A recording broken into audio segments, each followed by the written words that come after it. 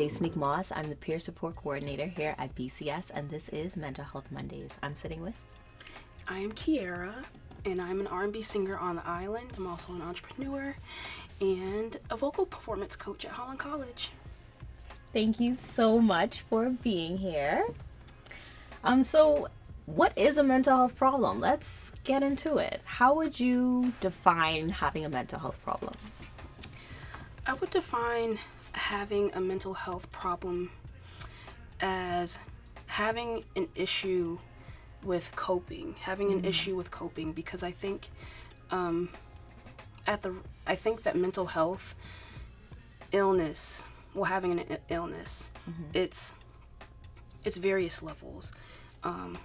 At the root of it, it's how we think, how we feel, and how we act. And sometimes under certain circumstances, some people can't handle certain things in their life, whether it be work, personal. They can have issues with their day-to-day life, and issues with how feeling like they're stuck in an issue because of the feel as like a component in mental health. So that's what mental health is for me. It resonates because like I see things happen, and like no one is, what's the word I'm looking for? Like no one is exempt from just things happening to them, and it's just, you can't stop the life stuff from happening. But Exactly. it's it's how you deal, it's how you manage, and some may be better than others based on past experience, past situations where they've had to cope, versus like other people wouldn't be as much. And so that kind of places you on the spectrum of how well you're coping. Like it resonates a lot. And so personal, but have you ever experienced a mental health issue with regards to anxiety or depression?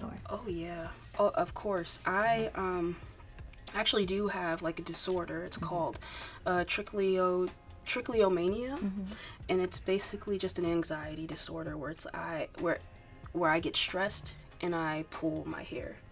And yeah, there's a lot of disorders like that out there that you wouldn't think that it's anxiety based. Some people will see it as like, oh, it's just like a bad habit, like biting your nails, but biting your nails is a form of anxiety. And it's something that I still struggle with, and I feel like I always will. But and I think when I realize it's something that it's going to be a journey that I have to deal with and cope with in life, it makes it easier for me to deal with it. Because I feel like growing up in society, you think that you have to overcome things. It's like that you have to persevere to be happy. Like all these things happen, and then you reach a happy moment where nothing else happens after that. It's like you're happy ever after, but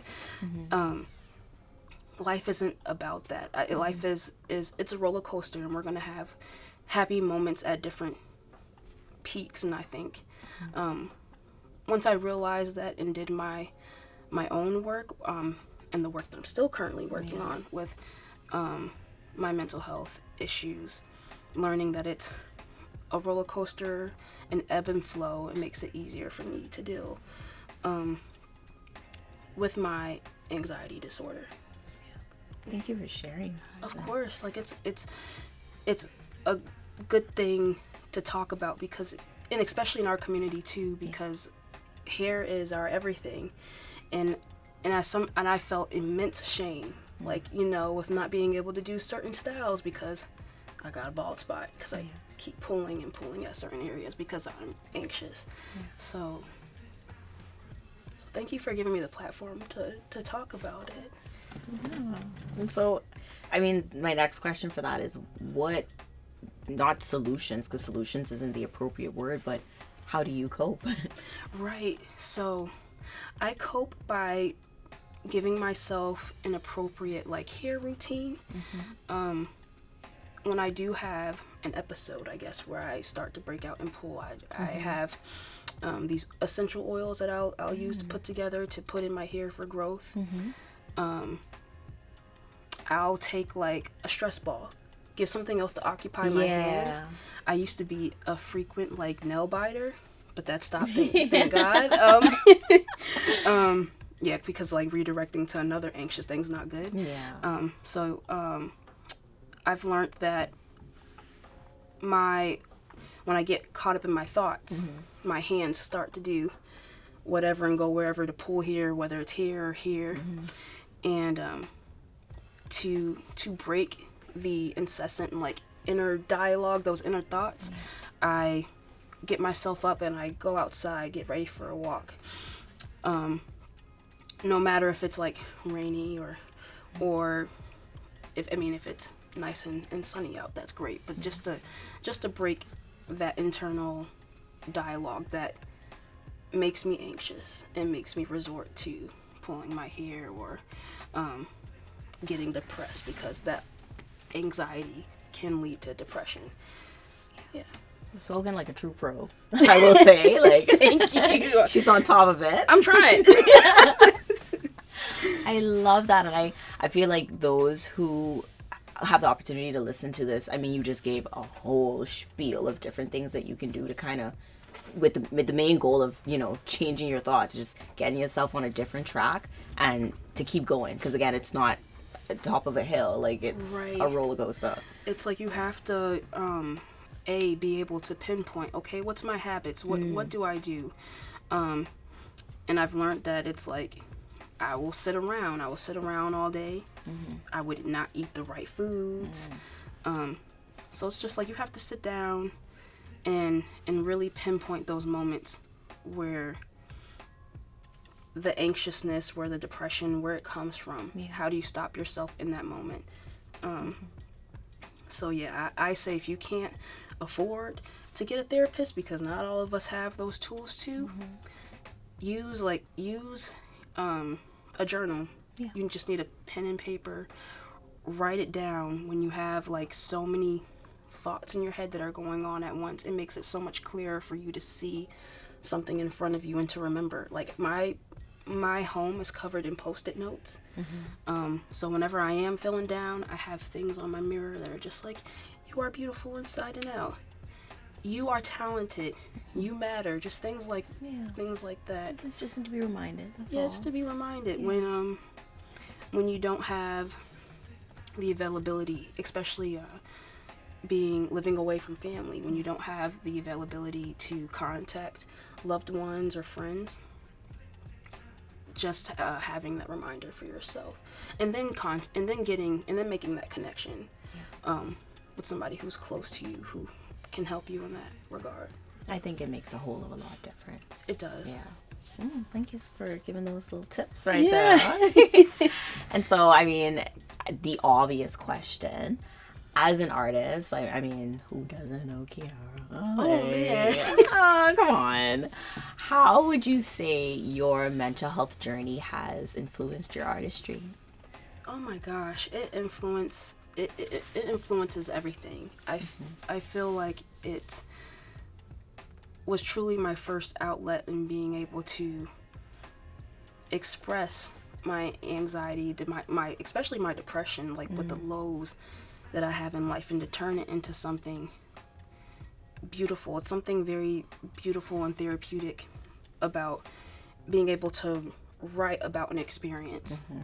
Or if I'm talking with a friend and they're okay with me writing about their experience, being able to get it on paper and sing it, talk it out, it really helps with just like letting those experiences go. Or actually, if it's a good experience, just like reliving that moment through that song. So yeah, I use my songs and my emotional and psychological, like, mental health connection to it.